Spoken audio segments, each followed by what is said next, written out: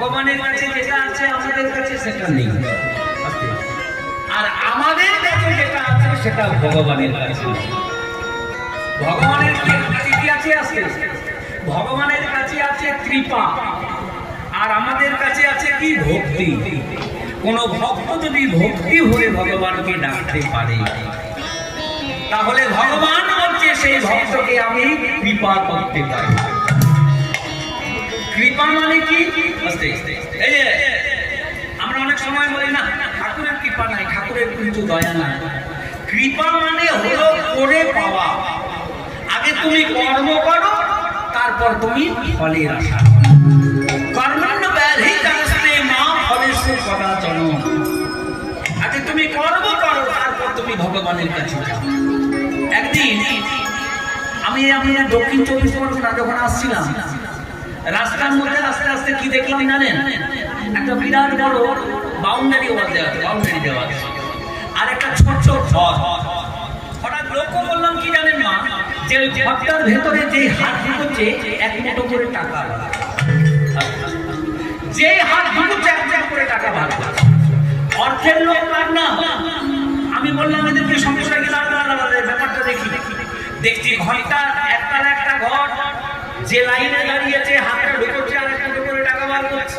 আমি মনে মনে চিন্তা করলাম আমিও হাতটা ঢুকিয়ে দিয়েছি। আমাকে জিজ্ঞাসা করছে তোমার নাম কি? আমি বললাম আগে। বলছে তোমার নাম কি? আমি বলে আমার নাম পরিমল মুখার্জি। পাতা উল্টে দেখলেন, পাতার পর পাতা উল্টে গেল। বলো না তোমার তো নাম এখানে পাওয়া যাচ্ছে না ভাই, তুমি কি আমাদের এই ফ্যাক্টরি এই কারখানার মধ্যে কাজ করো? আমি বললাম না বাবু, আমি কাজ করি না। আমি দেখলাম যেই হাত ঢুকছে 1 মুঠো করে টাকা, তাই অর্থের লোভে বসে হয়ে আমিও হাতটা ঢুকিয়েছি। বলতে ভুল করে সারা সপ্তাহ ধরে যারা এখানে কাজ করেছে সাপ্তাহিক একটা পারিশ্রমিক হিসাবে তাদের মাইনা দেওয়া হচ্ছে। কিছু পেতে গেলে কিছু করতে হয়। পরিষ্কার সেদিন বুঝলাম মা, করে পাওয়াই হলো কৃপা। তাহলে ভগবান কৃপা করবে। আর ভক্ত যদি ভক্তি ভরে ডাকে তুলসী দলদলে নমস্কারকে নমঃ বিক্রেরে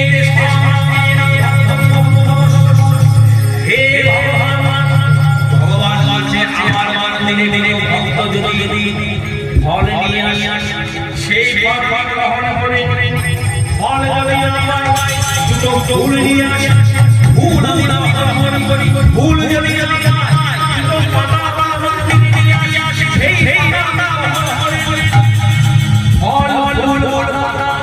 কিছুই ছুটি না পাই তো ফটা চোখের জল দিয়ে আমি আমার চোখে ফেলে দেয় সেই আমি হয়ে থাকি।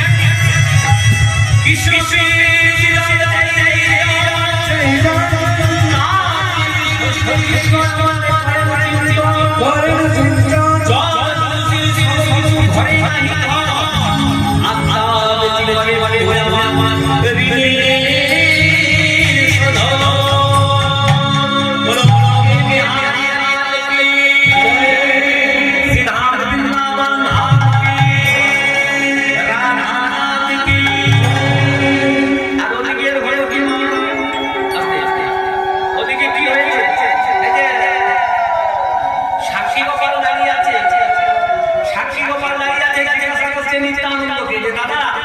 তোমার মনে কষ্ট জানেনি যে এই বৃন্দাবন থেকে পায়ে হেঁটে এসেছে, তুমি ভক্তকে জানতে কোন ভক্তের কাছে একটু বেড়ে গেল বাবা, কোন ভক্তের কাছে তোমার জানার ইচ্ছা হয়?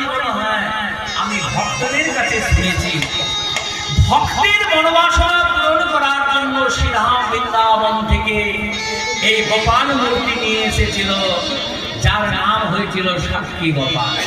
তাহলে শুধু ভক্তমন্ডলী ভক্তিমতী মায়েরা নিত্যানন্দ প্রভু বর্ণনা করছেন, আর আপনারাও শুনুন। বলো শোনো, বিদ্যানগর বলে একটা গ্রাম ছিল পুরীধামের কাছাকাছি, আর সেই গ্রামে বিদ্যানগর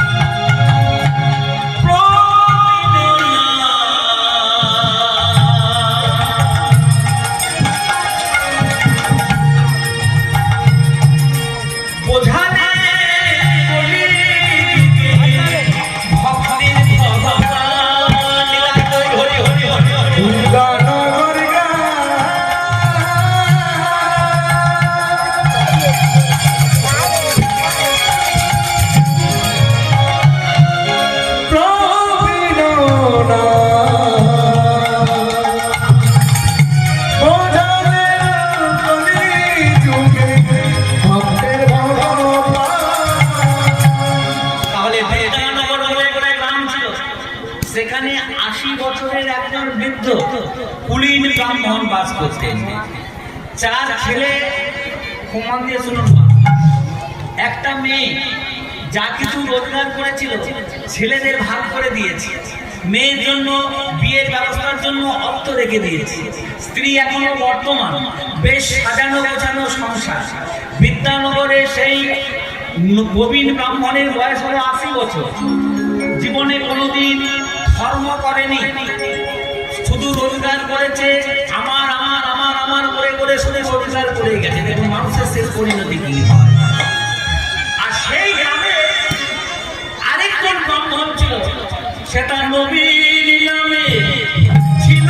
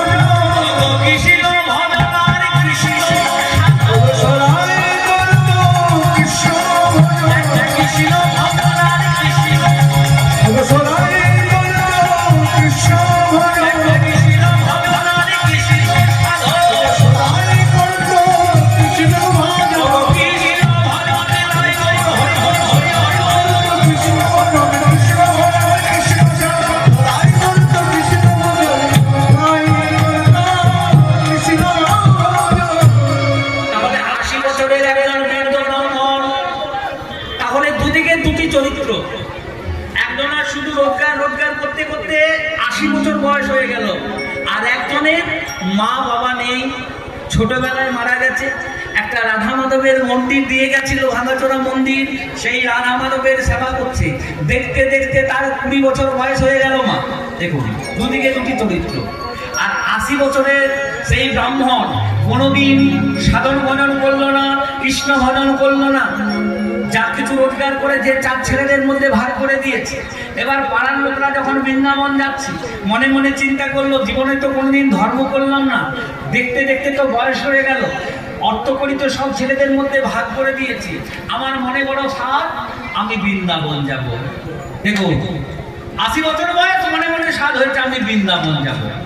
তা যাবো বললেই তো যাওয়া হয় না, কিছু পাথিও দরকার, কড়ি দরকার, টাকা পয়সা দরকার। যা কিছু ছিল সহায় সম্বল সব কিছু ভাগ করে দিয়েছে। বড় ছেলের নাম হলো নারায়ণ, ডাকলো বাবা নারায়ণ। ছেলেটা এসে বলছে, বাবা আপনি আমাকে ডেকেছেন? বললো হ্যাঁ। তা যা কিছু রোজগার করেছি আমি সব কিছু তো তোমাদের 4 ভাইয়ের মধ্যে আমি ভাগ করে দিয়েছি। তা আমার জীবনে তো কোনোদিন আমি ধর্মের কোনো কাজই করলাম না, আমি মনে মনে চিন্তা করেছি আমি বৃন্দাবন যাব, কিছু পাথিও দরকার, তা কিছু টাকা করে তুমি দেবে। নারায়ণ বললো, বাবা আপনি যা কিছু আমাকে দিয়েছেন, এমনকি আমি যা কিছু রোজগার করেছি সব আমি লক্ষ্মীর ভান্ডারে জমা করে দিয়েছি। লক্ষ্মী মানে নারায়ণের স্ত্রীর নাম হলো লক্ষ্মী, লক্ষ্মীর নামে সব কিছু দিয়ে দিয়েছে। বলছে বাবা এই নাম হলে আমার ছেলে। দ্বিতীয় ছেলেটিকে ডাকলো, বাবা রঘুনন্দন। রঘুনন্দন এসে বলছে, বাবা আপনি ডেকেছেন? বললো হ্যাঁ। বললো বাবা আমি বৃন্দাবন যাব, নারায়ণ তো বিমুখ হয়ে গেল, তা তুমি কিছু আমাকে অর্থ দেবে?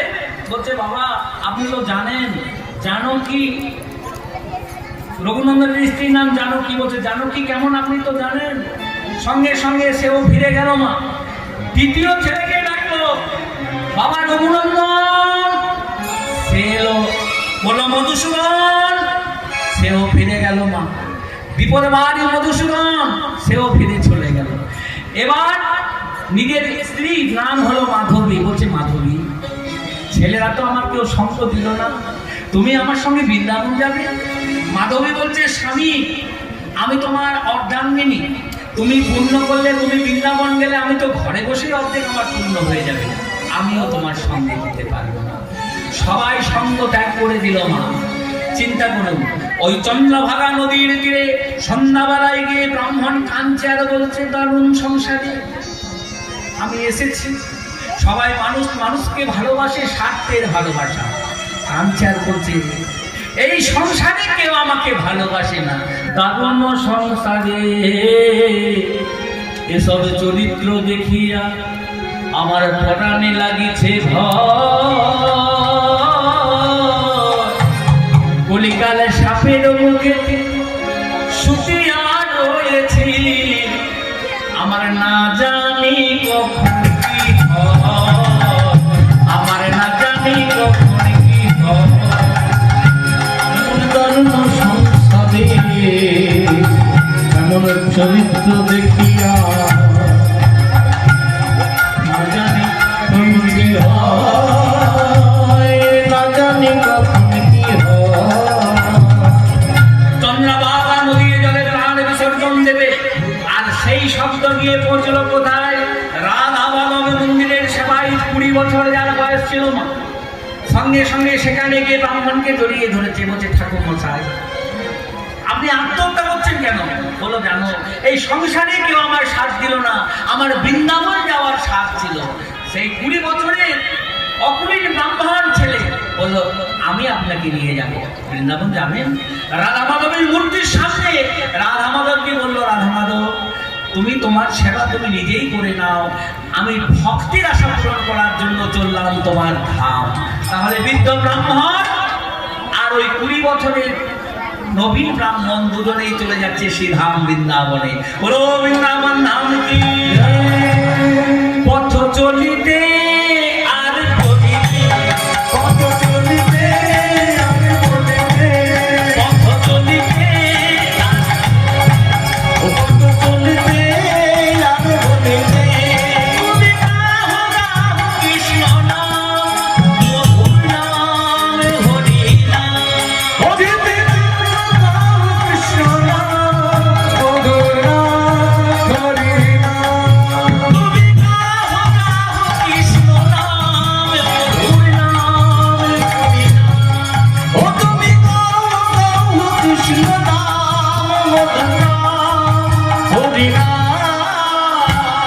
কারা কারা বৃন্দাবন যাবেন না একবার ধ্বনি দেন দেখি।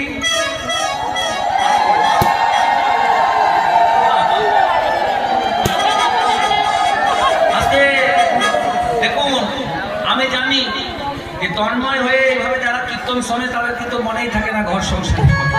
আমি কি বললাম? কারা কারা বৃন্দাবন যাবেন না একটু ধ্বনি দেন। মায়েরা অনেকে দিয়ে দিয়েছে, মানে যাওয়ার তো ইচ্ছা আছে আমি বুঝতে পারছি। এবার যারা যারা যাবেন সবাই এবার ধ্বনি হরি হরি হরি বল। আর বাবারা দুহাত তুলে পথ চলিতে আর চলিতে, পথ চলিতে আর চলিতে, পথ চলিতে চলিতে, পথ চলিতে আর চলিতে, তোমরা গাও গাও কৃষ্ণ নাম, মধুর নাম, হরি নাম, ও তোমরা গাও গাও কৃষ্ণ নাম, হরি নাম, মধুর নাম।